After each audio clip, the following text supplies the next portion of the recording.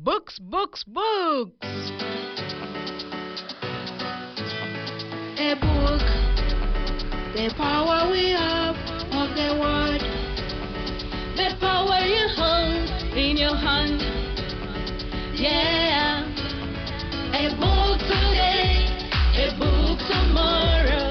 Nourish, strengthen your mind, read for knowledge, grow in faith, read for life, build your knowledge. A book, so you've got to read your book.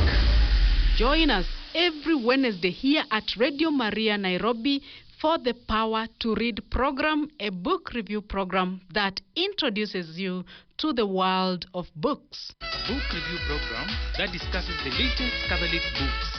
A book is a dream you hold in your hand. This program is prepared for Radio Maria Nairobi and presented to you by the Daughters of St. Paul.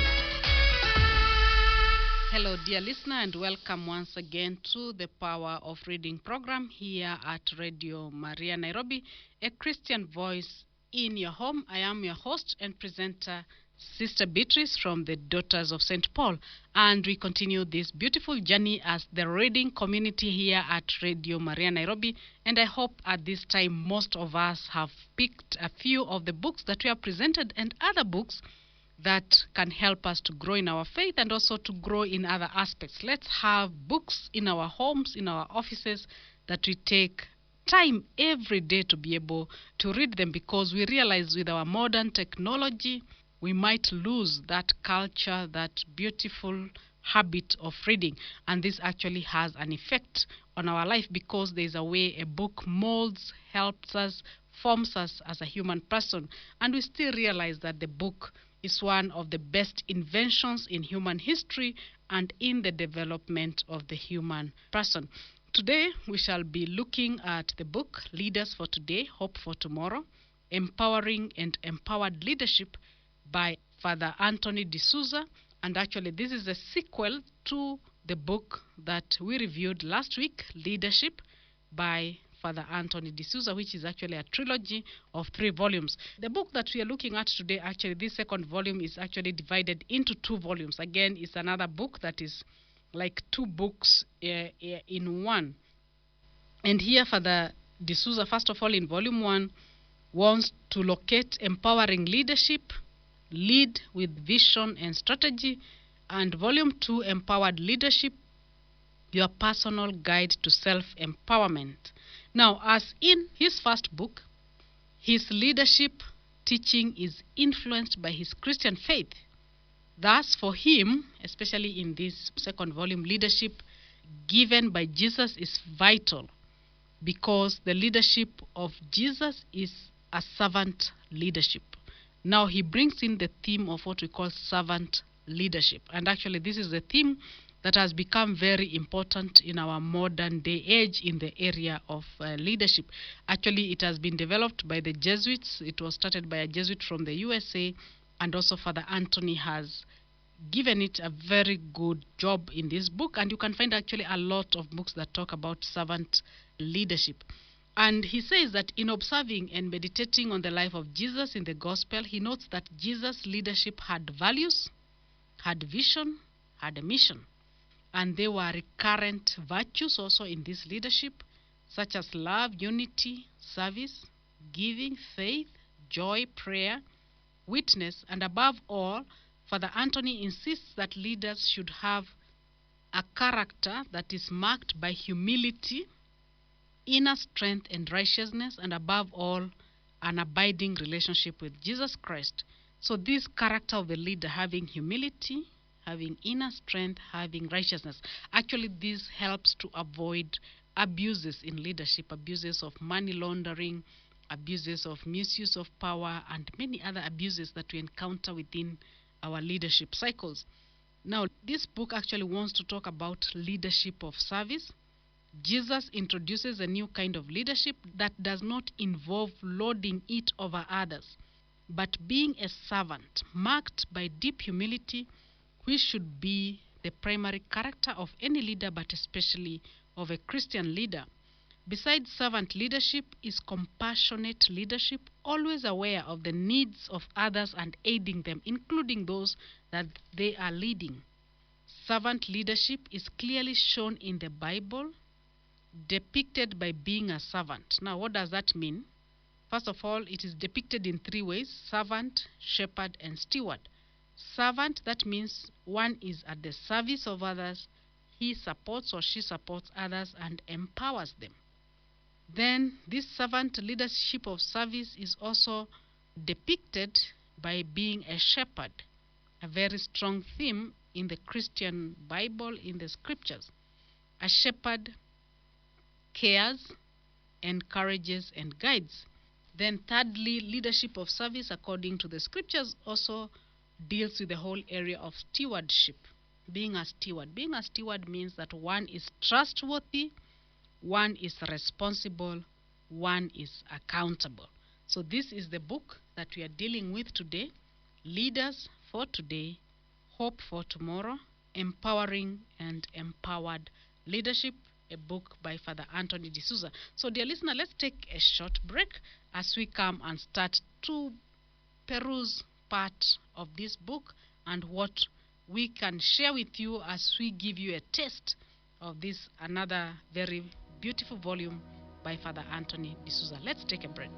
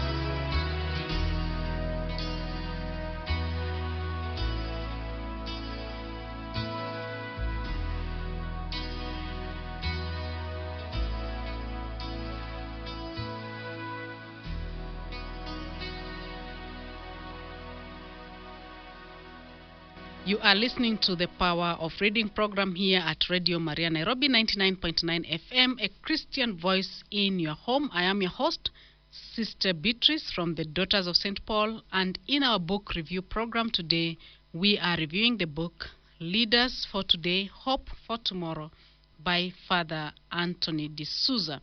And as we have already mentioned in our introduction, that this book is divided into two volumes. It's divided into two volumes. The first volume talks about empowering leadership, lead with vision and strategy. And this first part actually is divided into 11 chapters. And we have the second part, the second volume, that talks about empowered leadership, your personal guide to self-empowerment, that is divided into 10 chapters. So there are two volumes in this book, and we shall go straight away and see what the first volume is telling us and what it is teaching us in our program today.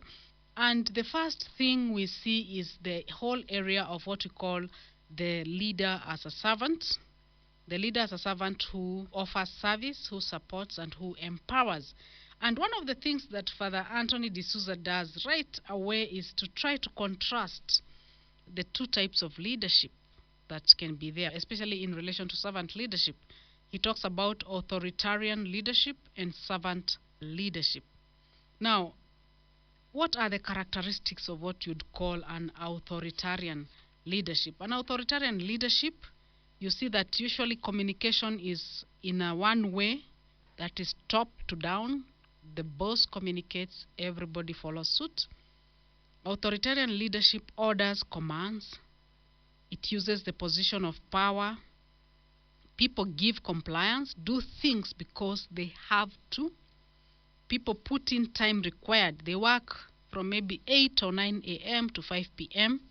People produce to meet requirements only. This is what is required of me. Often people are lethargic, that is, their energy is decreased. Now, when you look at servant leadership, the true characteristics of servant leadership is, first of all, the communication is a two-way process between the leader and those who are being led. So the leader is allowed to state their point of view, but at the same time, they have to be open to listen to the points of view of those who work with them. The leader tends not to command, but to influence, listen, and persuade. The leader does not use positional power. He uses what we call personal power, meaning that they are able to persuade with their character, with their work, with their example. Then in servant leadership, people are committed because they do things because they want to. They become part of the process of the project. People put in time and energy. Sometimes people even work beyond the time that is expected of them because they feel this is my project, I want it to succeed. People perform beyond expectation.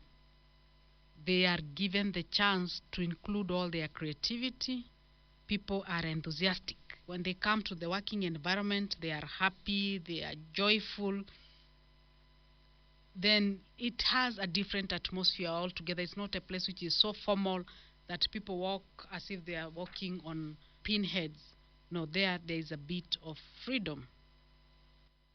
Now, Father also wants to help us understand, for example, the whole issue of servant and servant leadership, because sometimes people feel offended when they're in leadership to be told you are a servant of these people, because in our understanding, in our connotation of the whole thing of a servant maybe is the lowest person in the ladder of service, the person who maybe cleans the floor, prepares tea, does the donkey dirty jobs. So sometimes people are worried.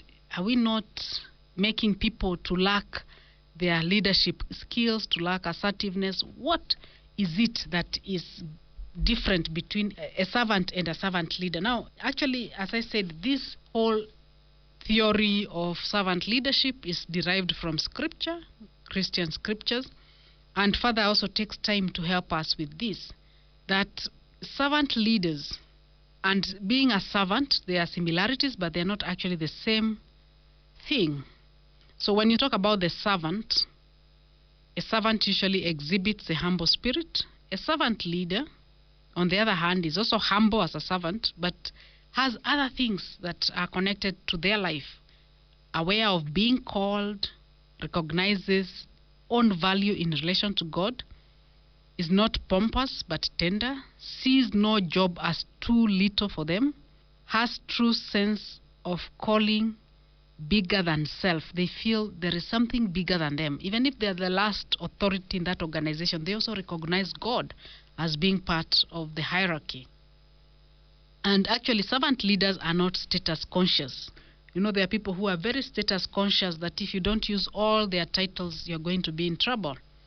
Then a servant places service to others above personal gain, which is also something that we can compare to a servant leader who has strong values for serving others. The servant leader serves because of the values they have. They don't just serve to impress other people. You see how humble I am and how nice I am. Then the servant leader is not only serving but focuses vision on service. So the servant leader is aware of the vision of his organization, his project, whatever they are doing, and that service serves that vision, displays attitudes and acts of mercy.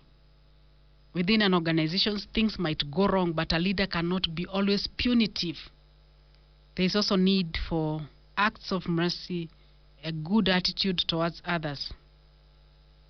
And a servant leader's service is a priority. Is a priority. And a servant leader actually serves true needs rather than desires. You know, there's a difference between serving a true need and a desire, and this also distinguishes a servant leader from anything else. Now, a servant usually builds rather than tears down. So a servant leader also should have this kind of quality, facilitating spiritual growth and service in others, inspiring rather than directing.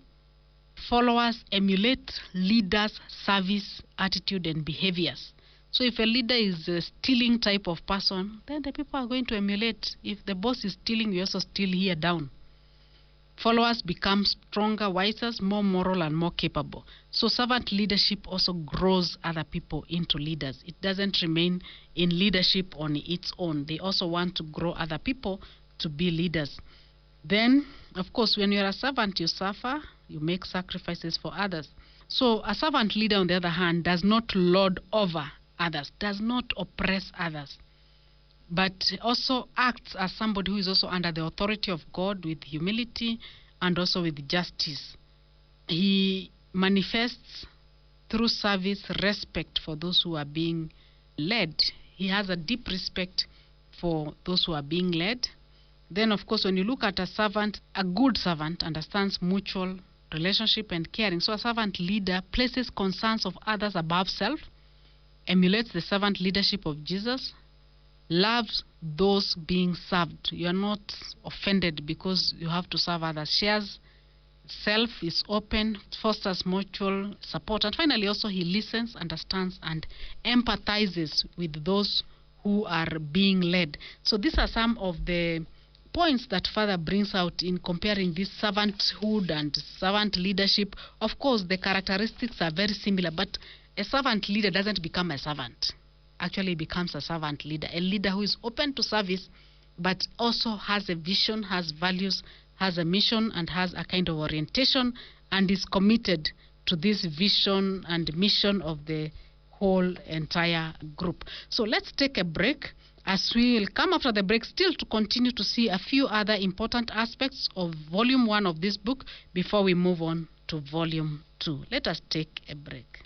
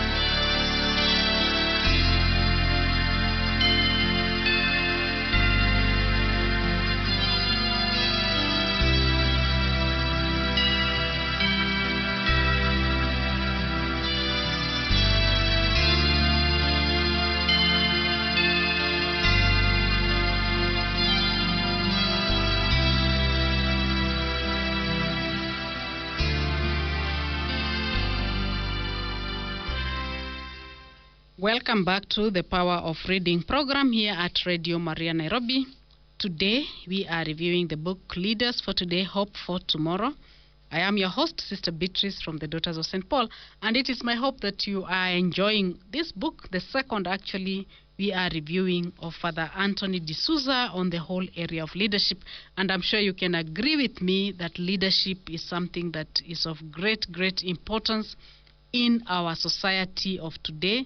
Sometimes we cry a lot because of lack of good leadership. And actually, when Father Anthony is talking about this servant leadership, he also talks about the challenge of leadership, because leadership is not something that comes on a silver platter. It's something that someone has to grow with, somebody has to develop. And he talks about the certain challenges, and he brings out a few of these challenges. And one of the greatest challenge in leadership is what we call the challenge between being a leader and managing. Most of us confuse, especially when you run institutions. There's a great confusion between management and leadership itself. So actually, Father here takes a very important aspect of trying to clear the way on the challenge of leadership. What is really leadership? What does it mean? Because if we miss that point, it's very easy to be very good people with very good intentions, but it is easy also to miss the point of understanding where do we put our leadership skills. So we see that he talks about leadership versus management, and he says that leaders have been characterized as inspiring or charismatic, but one rarely hears of inspiring or charismatic managers. In the minds of many, management is associated with words such as efficiency, planning, procedures, control, and consistency. And leadership is actually associated with words such as vision, creativity, dynamism, change, and risk-taking. But are there real differences between managers and leaders? Okay, what Father here presents to us, he says there are actually what we would call distinctions, because even managers are leaders. But there's a distinction between leaders and managers. As he has already said, managers need to be efficient, they have to be good planners, they have to be able to follow the procedure very well, they have to control, they need consistency. Whereas leaders, they may also have all those things, but they should have a vision, creativity, dynamism, change, and be also risk takers. Be open to new challenges, to new things of doing things. So he says some conditions that show us the difference between leadership and management is managers are concerned with the present. They have to see day-to-day running of the institution. But leaders, they also need to look at the future. The leader should not only remain stuck in what is present, but also should have that future outlook. Managers also make sure details are taken care of. Leaders set broad purposes and directions. So sometimes it's good to have a manager or people who are able to implement the directions, the purposes that the leaders create. Managers exercise control to make sure that things work well. Are people on time at work? Are people using the resources within the organization well? Leaders create commitment that things may work better. We may provide all the resources, the people might be there on time, but are they committed? That is the work of the leader, to make sure that these people are committed. Managers solve today's problems by addressing difficulties caused by changing events. So a manager can solve a problem without calling maybe the chairman of the board to come in. So they make sure that maybe if there is no running water today, they take care of that. But leaders create a better future by seizing opportunities stimulated by changing events. So the leader should be able to seize opportunities. If you are running a certain type of business, or you are doing a certain pastoral program, the leader should be able to see the different opportunities. Maybe today we can preach without a microphone. Tomorrow you might need a microphone. That day you might need to use the radio or the internet. So that is what we call seizing opportunities. The manager on the ground should make sure if people are still using the microphone is working, the work is being done. But that future thinking should be helped by the leaders. Then the managers focus on the process. How are things being done? The leaders should focus on the product. What are we looking for? Managers focus on the problem, behavior, and try to improve it through counseling, coaching, and nurturing. Leaders focus on what is going right. You see? Managers make sure people put in an honest day's work for their pay. Leaders inspire people to do their best. So a manager makes sure, as I said, people reach on time, people are honest, people are being paid for work really done, not time spent in the place of work. But a leader should inspire people to do their best. If something should be produced, it should be produced in the best possible, according also to the gifts that the particular person has. Then managers organize and plan to meet the year's objectives. Leaders create vision of the years down the road. So as we work to meet the needs of today, somebody is making sure that what should be done next week or next month or next year is taken care of. Then managers, of course, create efficient policies, standard operating procedures. Leaders go beyond the need for standard procedures and create a more efficient system. Is this manager effective? Do you need two different managers for two different works? That is the work of the leader. But the managers will deal with the efficient policies and standard operating procedures. Then you have managers focus on efficiency. Leaders focus on effectiveness. Those beautiful words, efficiency. What has been done today, how much output can be done today. Effectiveness, how effective is our method of work, irrespective of what is happening now. When we look at leaders and managers, we see that actually managers administer, leaders innovate, managers maintain, leaders develop, managers control, leaders inspire, and further goes on and on. So we realize, of course, management and leadership overlap. Most of the time they do overlap. That is something that we have to accept and agree. But it is good, even if the work of being manager and leader is entrusted to the same person, for the person to distinguish what are the managerial roles and what are the leadership roles. Because when you are a manager, you deal with planning and budgeting, organizing and staffing, controlling and problem solving, production, the order in which this production is done. But with the leadership, besides planning and budgeting, one has to deal with establishing direction. Besides organizing and looking for workers or staff, also aligning people who fits where and how. Besides controlling and problem solving, also motivating and inspiring. When people are employed in an organization, they're employed because they bring certain skills, they bring certain richness in organization. How do you motivate and inspire these people to produce their best? Then, of course, the leader is also supposed to initiate change when change is actually needed within the organization. So these are some of the things that we see that Father has presented so well. Actually, this book is quite technical. Let me be honest with you, compared with the first book. But he's technical but practical. He really talks about the practical things that a person deals with in everyday experiences with dealing with the issues of leadership, of guiding other people. And we can say a lot in this first volume of this book, but we cannot be able to look at everything, and we would also want to say something about the other volume, the volume 2, which we have not yet touched. But this first volume also deals with those other values, because the value we have looked at right now is leader as a servant. He also talks at length of the leader as a shepherd, the leader as a steward, and something like the power of vision, a topic that I found so interesting. Then he talks about culture and values, living the vision, mission, and values. Today, we know that each organization, everyone is talking about vision, about mission, and values. It's one thing to write them down, it's another thing actually to be able to live them and to implement them. Then, of course, it talks about empowering leadership and the empowerment process. So, empowering leadership and also the empowerment process.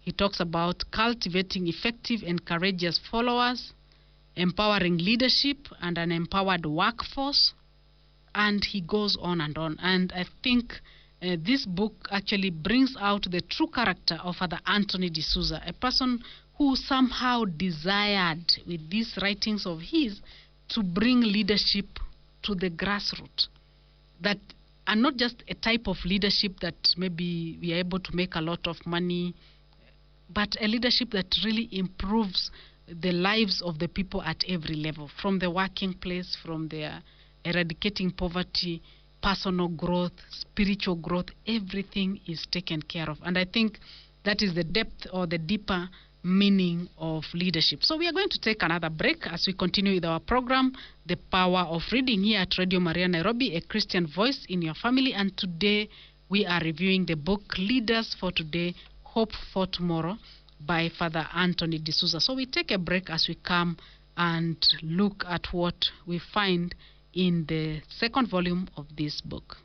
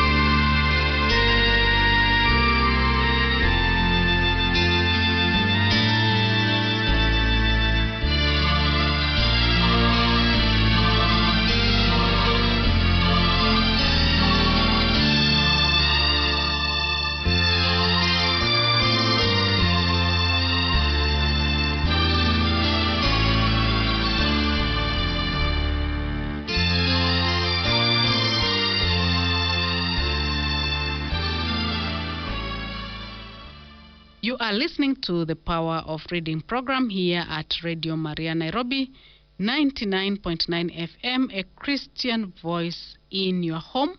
I am your host and presenter in this book review program, Sister Beatrice from the Daughters of St. Paul, and it is actually a great moment for me as we continue to share books on leadership. Remember, this book that we are reviewing today is the second one. We had one last week by the same author, Father Anthony D'Souza, on leadership, a trilogy on leadership and effective management. And today we are reviewing the sequel to that first book that is called Leaders for Today, Hope for Tomorrow.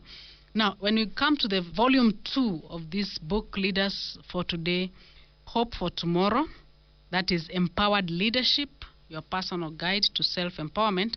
In the first book of this book, Leaders for Today, Hope for Tomorrow, Father Anthony presents 3 important images from the Bible, namely being a servant leader, a shepherd, and a steward. Now, in the second part of this book, he affirms that there are 3 major sources of effective Christian leadership. What are the 3 major sources according to him? The first one is learned. That means somebody is trained, has developed leadership skills, self-made in collaboration with the grace of God, a kind of a spiritual background. He also talks about discerned, seeking God's directions in a spirit of faith-changed prayer. Now, discernment is a very important aspect of what we call Ignatian spirituality. Discernment is a kind of weighing the pros and cons, but in the light of faith, in the atmosphere of prayer, is a deep reflection. So for him to be an empowered leader, somebody also needs this skill of discernment. How do I weigh different things that I come across to? And actually, he suggests that one should seek God's directions in a spirit of faith and prayer. Then thirdly, he gives us a source of effective leadership, a leadership that is earned, that is honesty, integrity, genuineness, authenticity, competence and confidence, and also vision and enthusiasm. A Christian leader is not a person without vision, without enthusiasm. And to be the empowered leader, a leader needs to feel powerful, to be powerful, and to act powerful. Now, the word powerful here is also not used in the sense of domineering, but is that being like energized from within. Then a leader needs to feel powerful on a personal level. To aspire to be powerful on a professional level, and has to act powerful in decision making.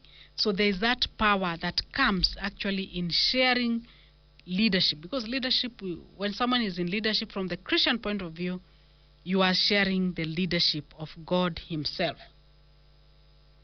One of the things that he does in the second volume is also to help us understand what is power.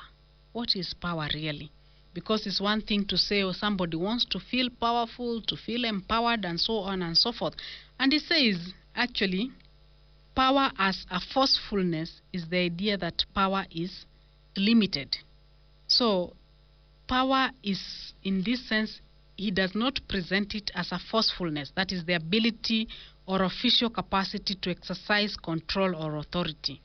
But he talks about power, an empowered leader, from the point of view of effectiveness. Effectiveness. For him, this powerfulness, being empowered, is almost equal. It's like saying an effective leader. And we saw actually in the third part of the book we reviewed last week, he had already started bringing in this theme of effectiveness, being an effective leader. And for him, power can be taken to mean the ability or capacity to act or perform effectively.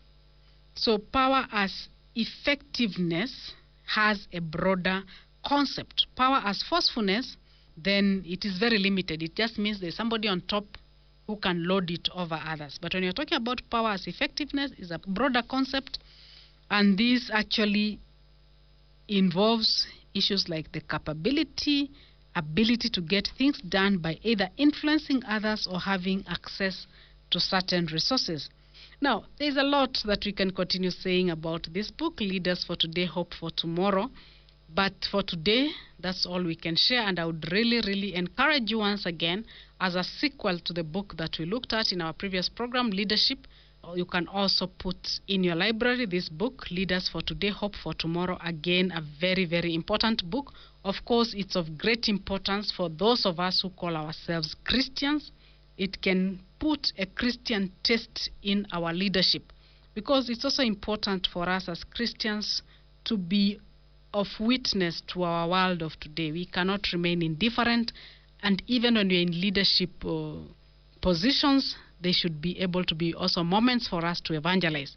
And also it gives very, very practical ways of dealing with groups, guiding other people, whether in church cycles, in corporates, wherever we find ourselves in areas of or places of position. So I'll encourage you, this book also is found in many bookshops.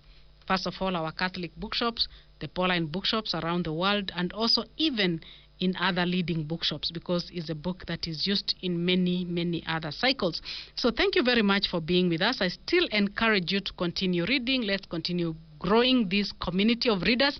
We shall be bringing in certain activities as time goes by. We are still organizing so that we make sure that this reading group or even club becomes a reality in our society today.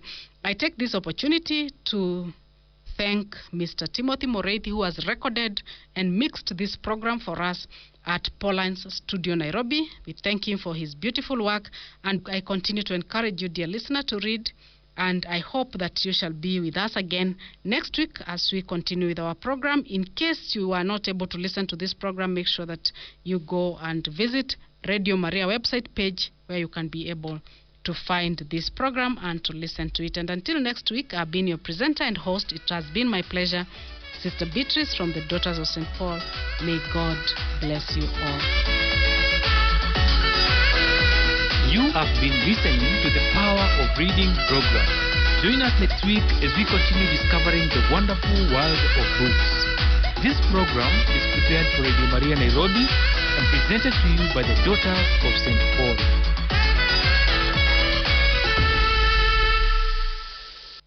Books, books, books!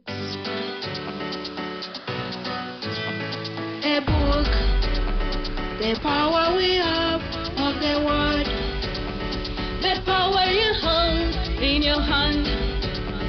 Yeah, a book today, a book tomorrow. Nourish your mind, strengthen your mind. Read for knowledge, grow in faith. Read for life, build your knowledge. A book, so you've got to read your book. Join us every Wednesday here at Radio Maria Nairobi for the Power to Read program, a book review program that introduces you to the world of books.